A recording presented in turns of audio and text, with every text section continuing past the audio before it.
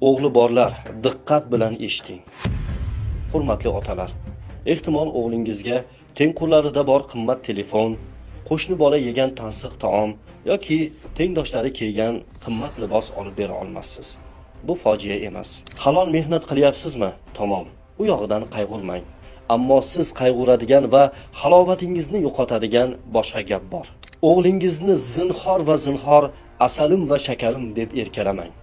Arslonim deng, arslondek bo'lsin. Biroz dag'al muomalada bo'ling. Dag'al liboslar kiydiring, ilik kamirtiring, ba'zan qotgan non yediring, go'sht yediring, toki erkak bo'lib ulg'aysin.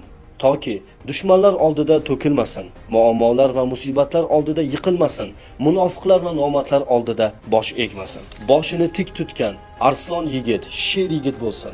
Shunday yigit bo'lsinki, fe'li bo'riday, na'rasi sherday bo'lsin. Gulbachcha, yumshoq bola, nozik yigit bo'lmasin.